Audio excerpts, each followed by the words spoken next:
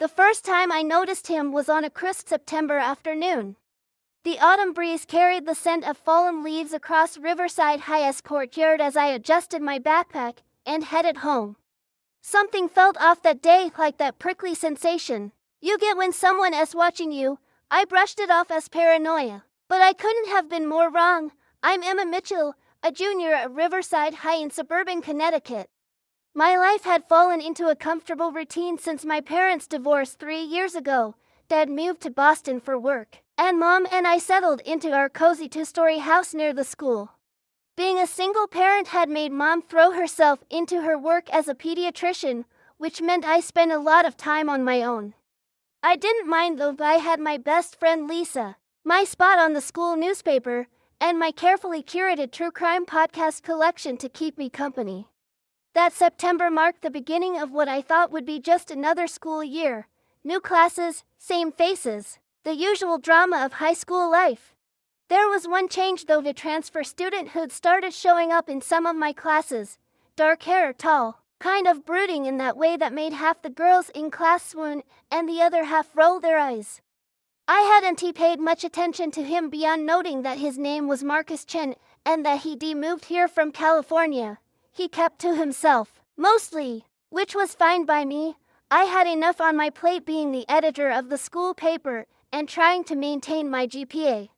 But that afternoon, as I walked my usual route home, the hairs on the back of my neck stood up. I could have sworn I heard footsteps behind me, matching my pace. When I stopped to pretend to check my phone, they stopped too.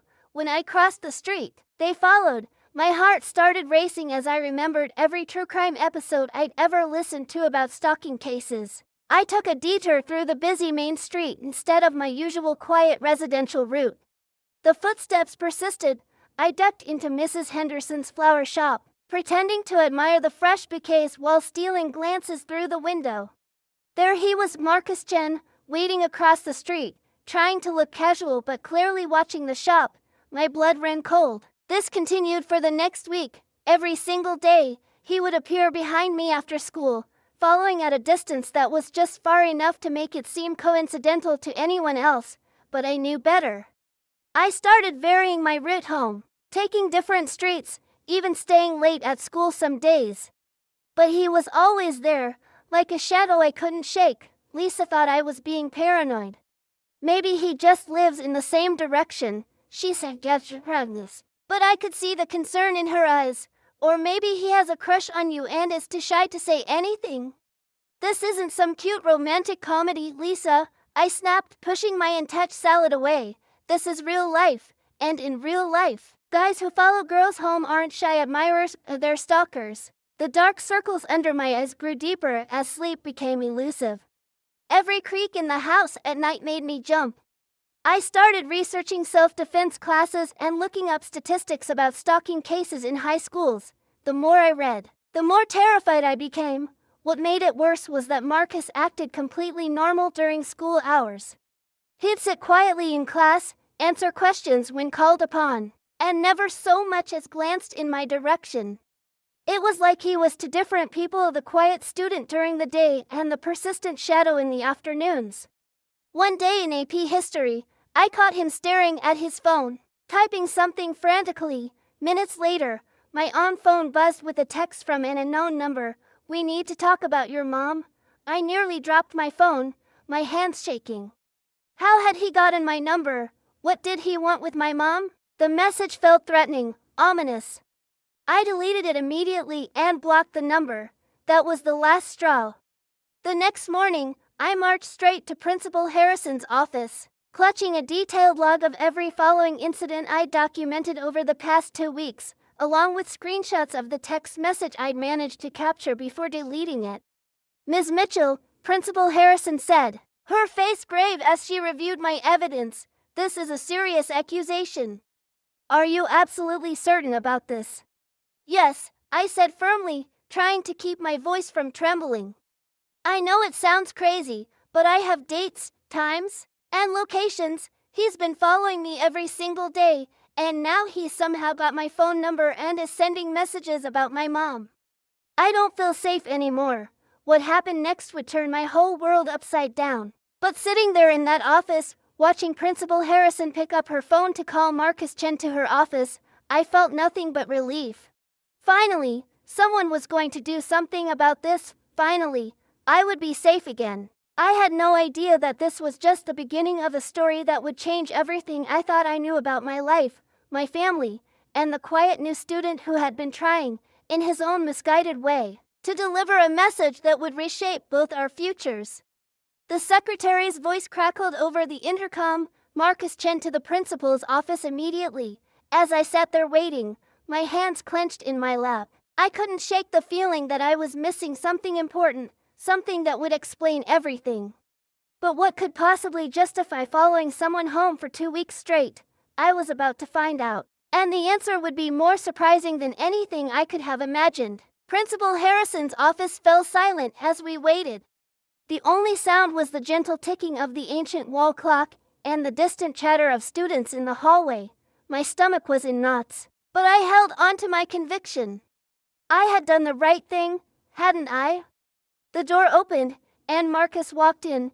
For the first time, I really looked at him not as a stalker or a threat, but as a person. He looked nervous, scared even. Not at all like someone who had been caught doing something malicious. But then again, I reminded myself, appearances could be deceiving. What happened next would change everything. But that's where this part of the story ends, with 3 people in an office, each holding a piece of a puzzle that was about to come together in the most unexpected way possible. Before we begin, Principal Harrison said, her voice measured and calm, I've taken the liberty of calling both of your parents. My head snapped up, my mom. But she's at work, she has patience. She's on her way, Principal Harrison interrupted gently, and Mr. Chen, your father is coming as well. Marcus slumped further into his chair, running his hands through his dark hair. He hadn't said a word since entering the office, but his silence spoke volumes. He didn't look defensive or angry, if anything. He looked defeated. Would you like to explain yourself, Mr. Chen? Principal Harrison asked, her tone professional but firm. Ms. Mitchell has provided quite detailed documentation of your behavior over the past 2 weeks. Marcus finally looked at me then, and there was something in his eyes I couldn't quite read, desperation, guilt. Before he could speak, the office door burst open, and my mom rushed in, still wearing her white doctor's coat. Emma, what's wrong? Are you? She stopped mid-sentence, her face draining of color as she saw Marcus. Behind her, a tall Asian man in a business suit appeared, and my world tilted on its axis. Sarah, the man said softly. Looking at my mom, I guess this isn't how we planned to tell them. My mom, my practical, predictable, always in control mom, actually blushed. David, I know, this definitely isn't how we planned it. The pieces started falling into place, but my brain refused to connect them. This couldn't be what it looked like. It couldn't be. Would someone please tell me what's going on? I demanded, my voice cracking slightly. The room felt too small suddenly, too crowded with unspoken words and secret glances. Marcus spoke for the first time, his voice quiet but clear. Our parents have been dating for 6 months. Emma, Dad and I moved here from California because of your mom. I've been trying to tell you, but you wouldn't give me a chance. The world stopped spinning for a moment. 6 months. 6 months of my mom's late shifts at the hospital. 6 months of her humming in the kitchen and buying new dresses. 6 months of her being happier than I'd seen her since the divorce. And I hadn't even noticed why. I saw you having dinner with them last week, Marcus continued, looking at his hands. At Bella's Italian restaurant, you were supposed to be there too, but you had that newspaper deadline. That's when they decided to tell us officially this weekend. I thought if I could just talk to you first, make it easier somehow. Double quotes. By stalking me, I burst out, anger and confusion warring in my chest, by following me home every day like some creep. I wasn't stalking you, Marcus protested, finally showing some emotion. I was trying to find the right moment to talk to you. Every time I got close, you'd run away or duck into a store. And then you started taking different routes home, and I thought if I could just catch up to you for 1 minute. Double quotes. The text message, I said suddenly, remembering. About my mom. Marcus nodded. I got your number from her phone when she wasn't looking. I know it was wrong, but you weren't giving me any other choice. I just wanted to explain. David Chen, Marcus's father, stepped forward, placing a hand on his son's shoulder. Marcus has been struggling with this situation as much as you have, Emma. We should have handled this differently. Sarah and I thought we were doing the right thing by waiting, by letting our relationship develop before involving you both, but clearly that was a mistake. My mom moved closer to me, reaching for my hand, but I pulled away. 6 months, Mom? You've been secretly dating for 6 months and didn't tell me? Sweetheart, she began, her voice pleading, after everything with your father, I wanted to be sure. I wanted to know this was real before bringing someone new into your life, into our life. So instead you brought him in secretly. I stood up, my chair scraping against the floor, and his son had to resort to following me around school trying to warn me. Principal Harrison cleared her throat. Perhaps we should give you all some privacy to discuss this. Emma, Marcus, you're both excused from classes for the rest of the day. Take the time you need to process this situation. I grabbed my backpack and bolted from the office, ignoring my mom's calls behind me. I ran until I reached the empty music room at the end of the hall, my usual hiding spot when things got overwhelming at school, sliding down against the wall. I pulled out my phone and did what I always did in a crisis. I called Lisa. You're not going to believe this, I said when she answered, my voice shaking with something between laughter and tears. Remember how you said maybe Marcus had a crush on me? Turns out it's worse. He's going to be my stepbrother.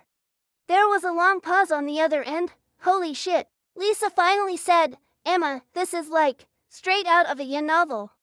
Except it's my life, I replied bitterly. My real, actual life that my mom has been lying about for 6 months. The door to the music room creaked open, and Marcus stood there, looking uncertain. Can we talk? He asked quietly. For real this time?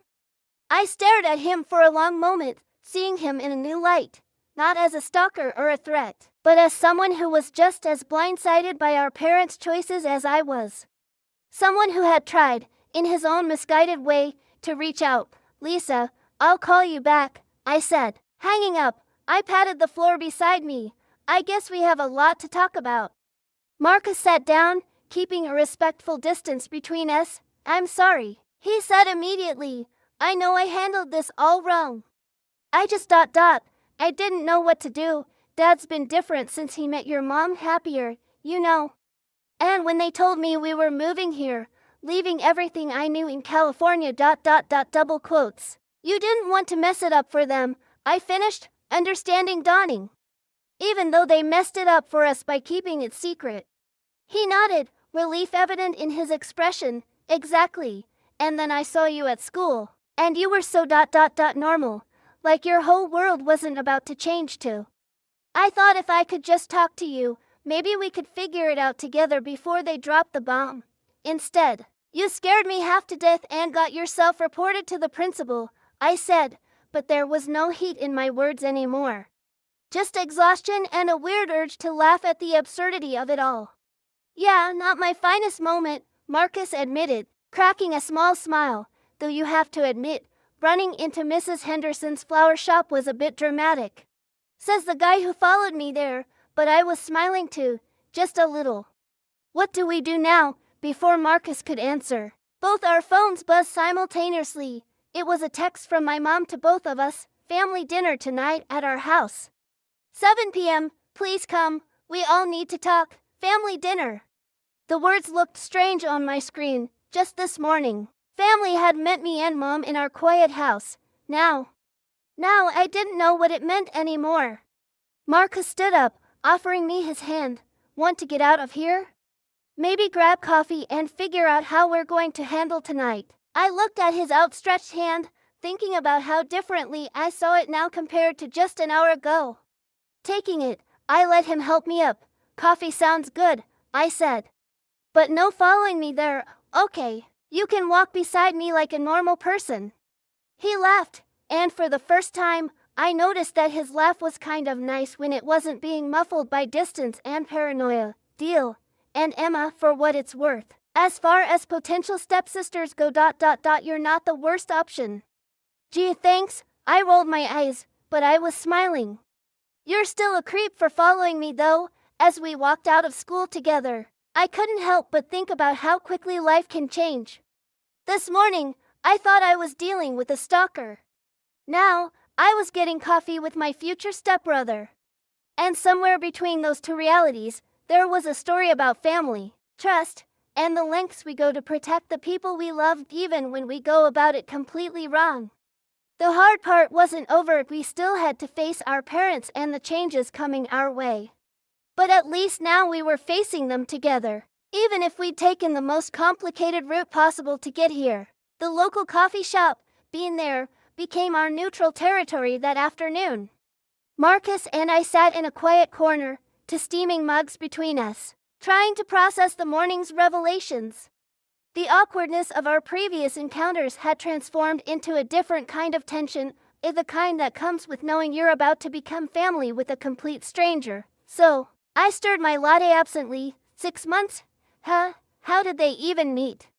Marcus took a sip of his black coffee, which, I noted mentally, was such a pretentious choice, at a medical conference in Boston. Dad's a pharmaceutical researcher. They got talking about pediatric medications, and double quotes he shrugged. The rest is history, I guess. Boston, I repeated, the pieces clicking together. All those weekend conferences Mom went to. She wasn't just attending lectures, was she? Probably not all of them. Marcus admitted, Dad was flying back and forth a lot too. I thought it was just work stuff until he sat me down 3 months ago and told me we were moving here. The afternoon light filtered through the coffee shop windows, casting long shadows across our table. We spent hours there, piecing together our parents' secret romance like detectives working backward. Every business trip, every late night at work, every unexplained smile, it all made sense now. You know what the worst part is? I said, starting on my second latte. I was actually happy she was so busy lately. I thought she was finally moving on, getting her life back after the divorce. I never imagined double quotes that she was building a new life with my dad. Marcus finished, yeah, I get it. When Mom died 4 years ago, I never thought Dad would double quotes. He trailed off, and I saw a flash of pain cross his face. I'm sorry about your mom, I said softly. I didn't know. Cancer, he said shortly. It was quick, at least. That's partly why I didn't fight Dad on moving here. He deserves to be happy again, you know. I nodded, thinking about my own mom's journey after the divorce. Yeah, I know. I just wish they'd trusted us enough to tell us sooner. The sun was setting by the time we left the coffee shop, our phones showing multiple missed calls from our parents. The dreaded family dinner was approaching, and neither of us felt ready. Want to walk home together? Marcus asked, then quickly added, like normal people. I mean, no stalking involved. I couldn't help but laugh. Sure, but if you start following 20 paces behind me again, I'm calling the cops this time, not just the principal. The walk home was surprisingly comfortable. Marcus told me about his life in California, his friends, his spot on the swim team, the coding club he'd started. I found myself sharing it about the school newspaper, my true crime podcast obsession, which he actually found interesting rather than weird, and how Lisa and I had been best friends since 3rd grade. As we approached my house, I saw David's car already parked in the driveway. Through the kitchen window, I could see Mom moving around, probably stress cooking as she always did when nervous. Ready? Marcus asked, stopping at the end of the driveway.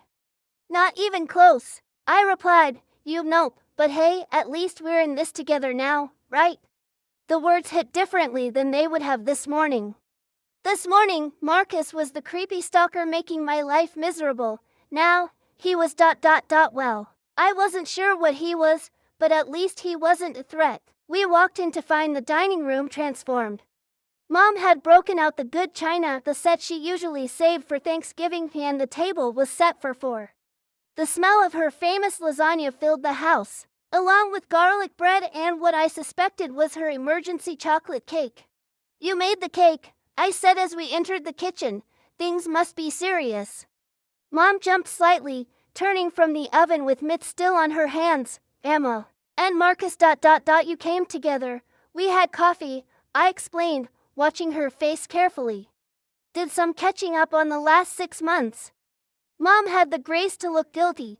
David appeared from the living room, and the four of us stood there in awkward silence until the oven timer beeped, making everyone jump. Shall we sit? David suggested, his calm voice breaking the tension. I think we all have a lot to talk about. The dinner started quietly, the only sounds being the clink of silverware against plates. Mom's lasagna was perfect as always, but I barely tasted it.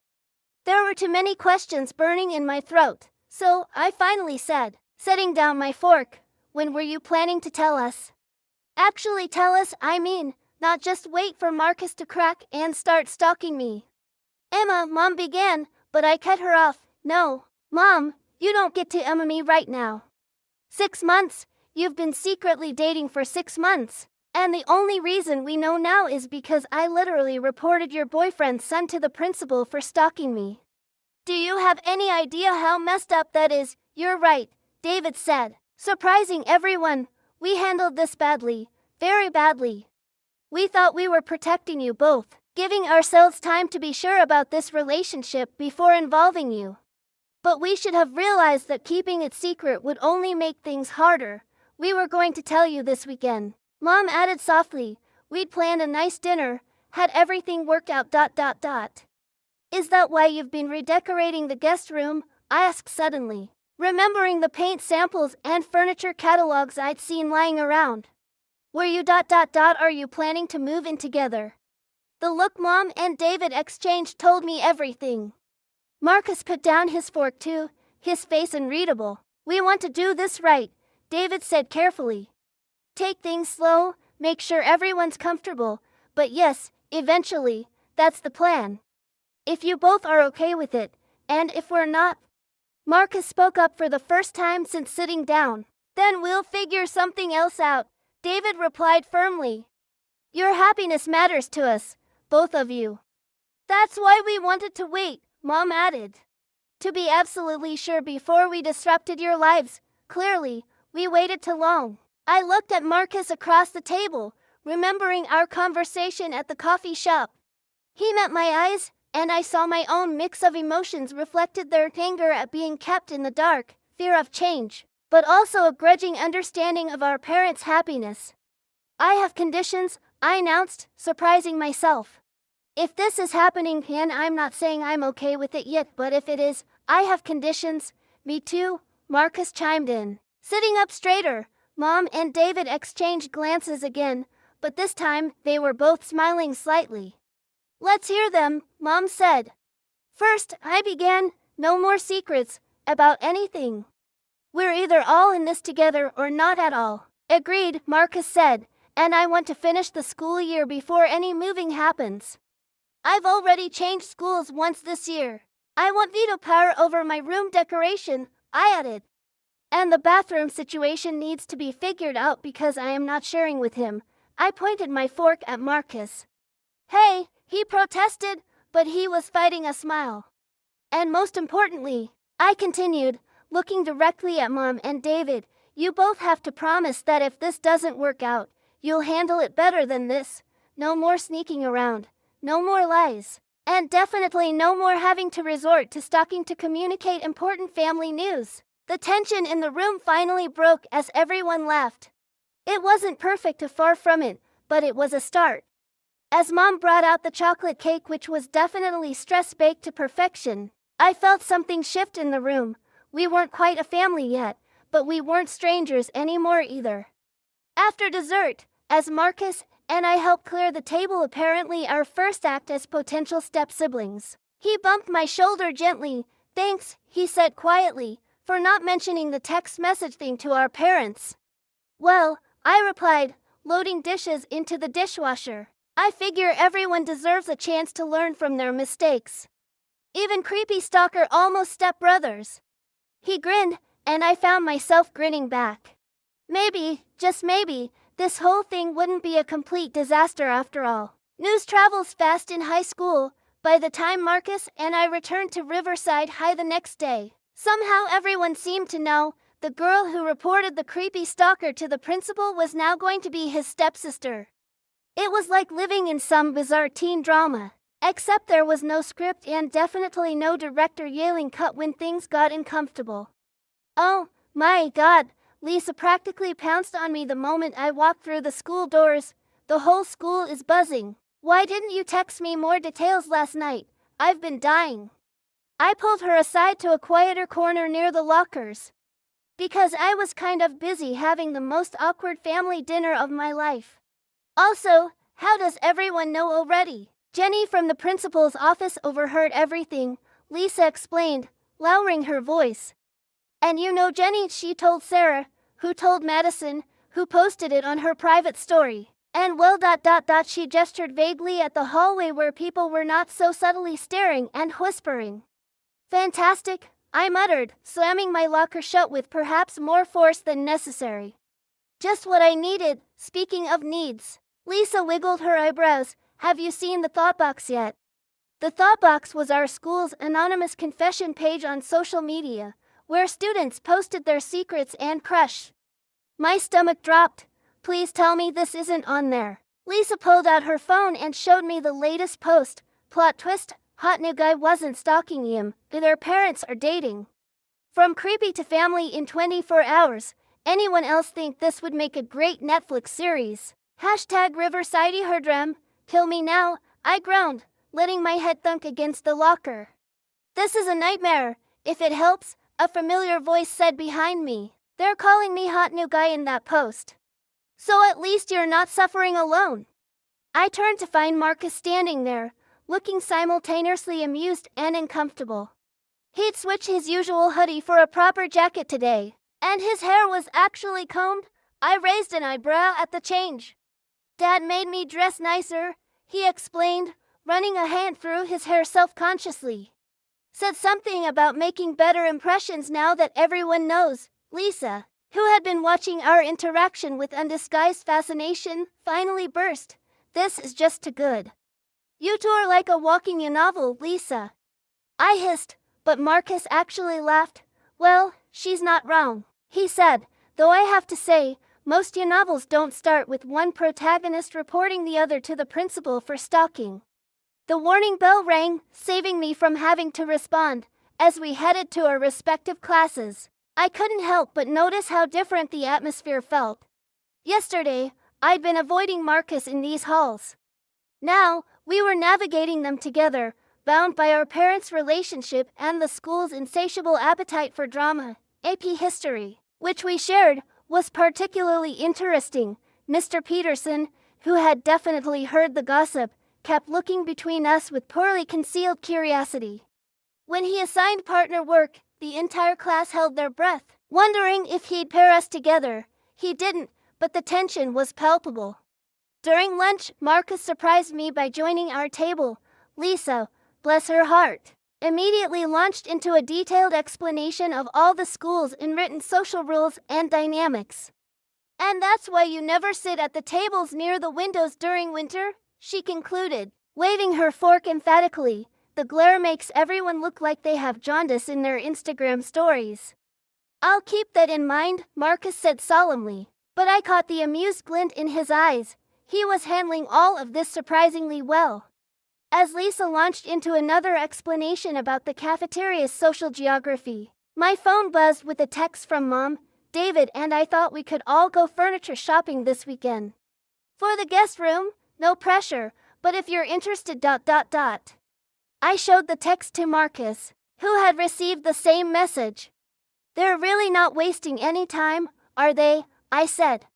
At least they're asking this time, not just making decisions for us, he pointed out. Progress, right, he had a point, and honestly, after the initial shock had worn off, I was starting to see the potential benefits of our situation.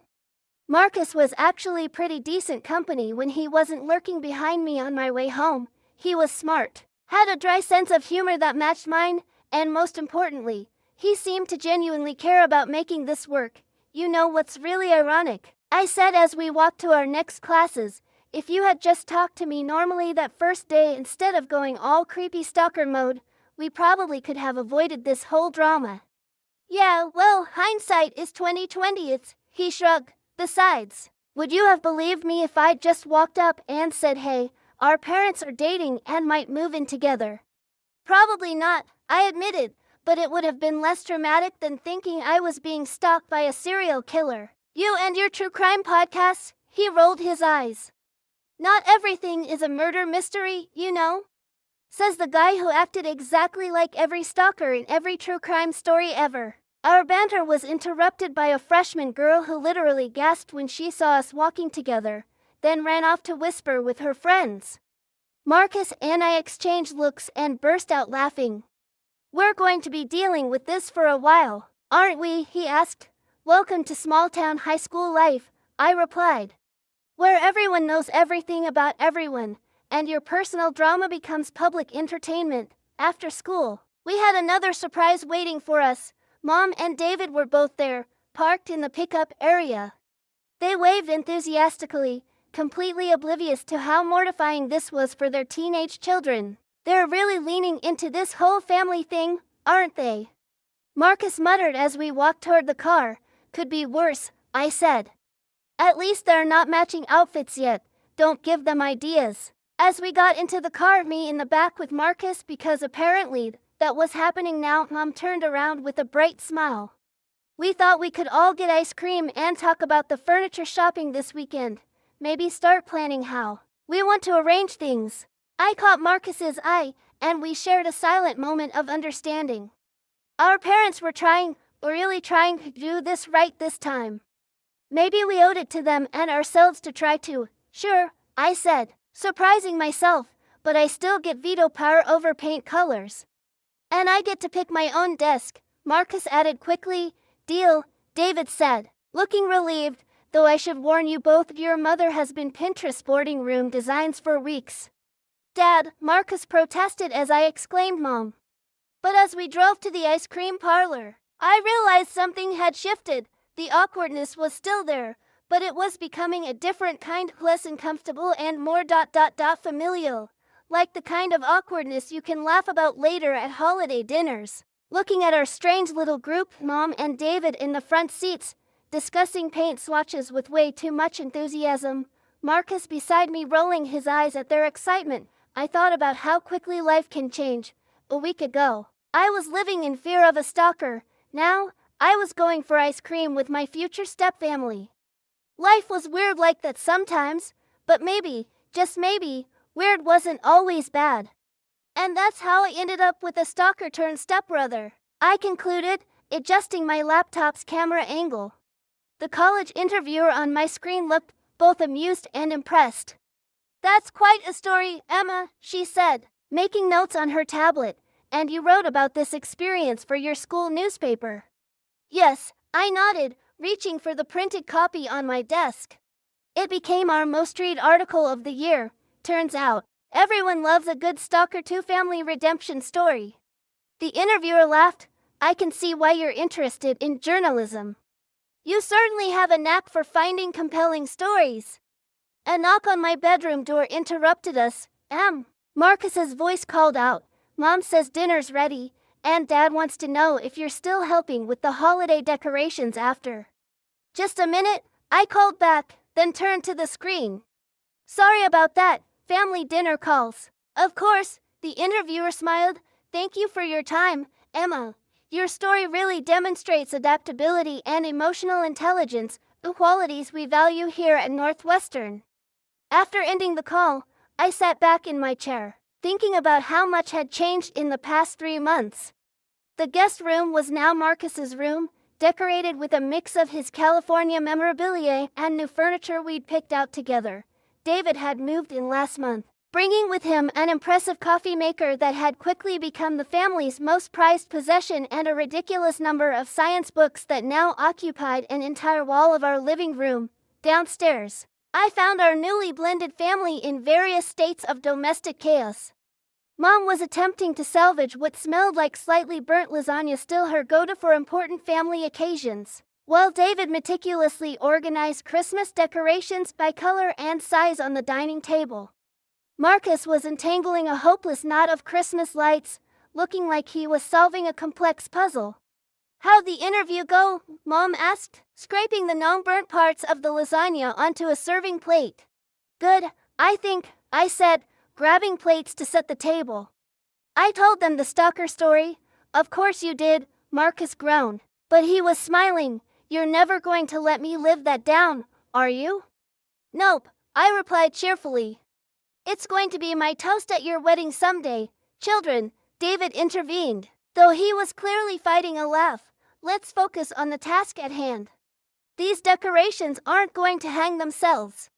Family dinner had become a sacred ritual in our house. No phones allowed, just conversation and usually slightly imperfect food. Mom was trying her best, but cooking was still not her strong suit.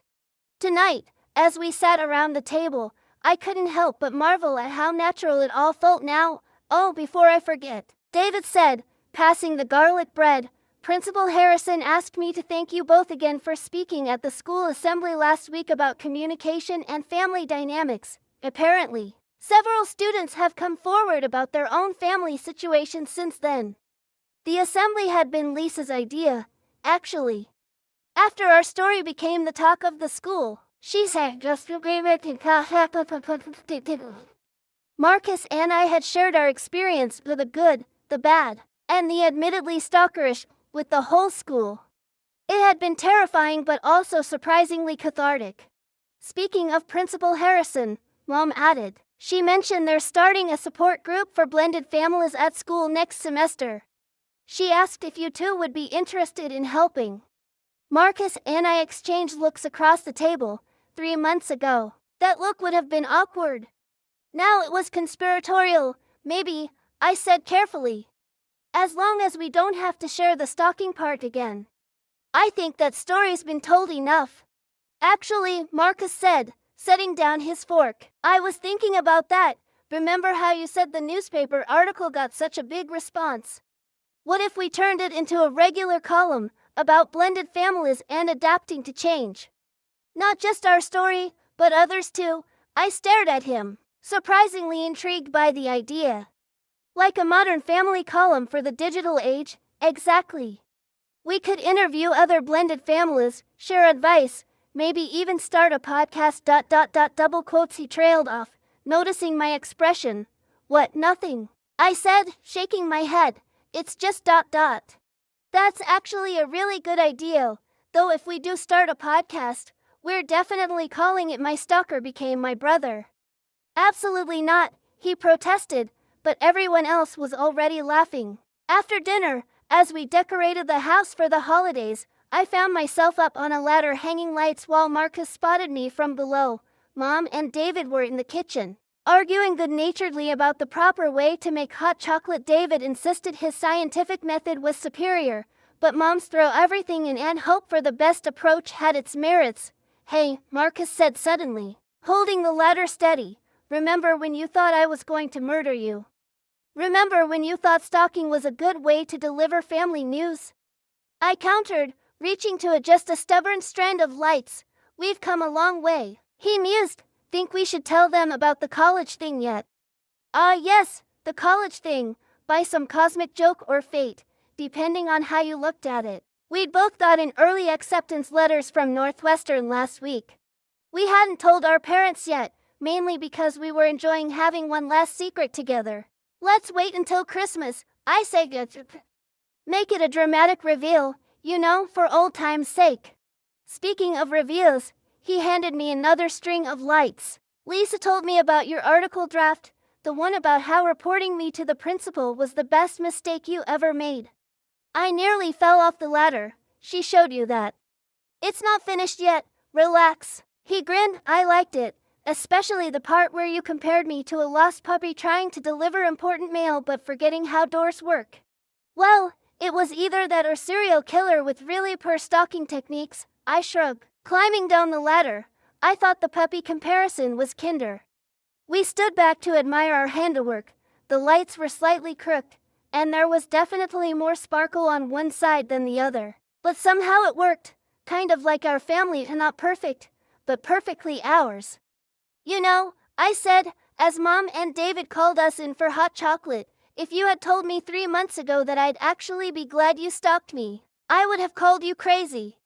And if you had told me 3 months ago that getting reported to the principal would turn out to be the best thing that ever happened to me, I would have thought you were insane, he replied. Are you two coming? Mom called from inside, the hot chocolate is getting cold, and David's about to start another lecture on the optimal marshmallow to chocolate ratio. Coming, we called back in unison, another habit we'd somehow developed. As we headed inside, I caught a glimpse of our reflection in the window, Marcus and me, walking side by side, no longer strangers, no longer a stalker and his victim, but family. Real, messy, complicated family. Sometimes the best stories aren't the ones we plan. Sometimes they're the ones that start with a misunderstanding, take a detour through the principal's office, and end up somewhere completely unexpected. Like here, in a home that was once just mine but now belonged to all of us, with Christmas lights twinkling outside and the promise of hot chocolate waiting within. And yes, I still tease Marcus about his stalking phase. But now it's with love, the kind of love that only comes from knowing that sometimes the worst beginnings can lead to the best endings. Even if those endings involve having a former stalker as a brother. After all, isn't that what family is about? Taking our mistakes, our misunderstandings, our imperfect attempts at connection, and turning them into something beautiful. I think it is, and I should know. I reported mine to the principal.